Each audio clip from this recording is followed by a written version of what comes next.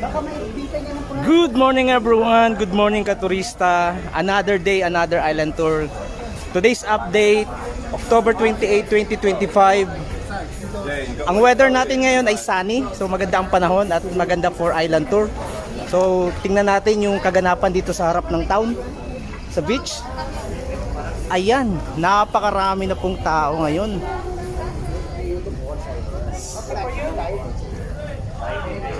Ayan, nakikita nyo po ba yan? Ang daming tao, ang daming mga turista ngayon. Marami ako nakikitang local at marami ring puti. So, ayan po ang kaganapan today. Ayan. Yung iba po ay nandun na rin sa bangka, nakasampa na rin. At yung iba naman ay paakyat pa lang. Ayan po. Pero dito mismo sa harapan ko po, ayan. Ayan po yung makikita nating view. Ang daming tao. So, ramdam na po natin na pa-high season na po talaga. Ayan, oh. Dagsa po ang mga turista ngayon. Pansinin po yan. Ayan, oh. Eto, naka-ready na po ito. Mamaya aakit na po yan sila. Yung iba naman, ayun, nandun na sa bangka.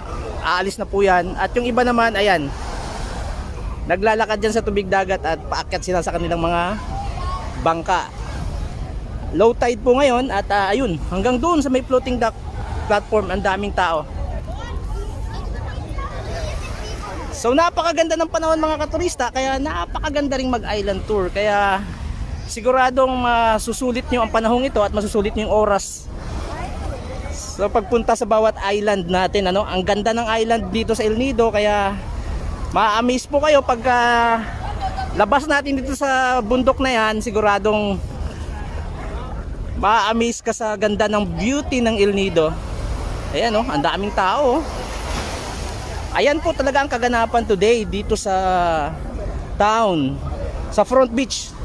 Ayan, ingat po tayo mga turista at enjoy lang po ang stay nyo rito sa amin. Magandang umaga.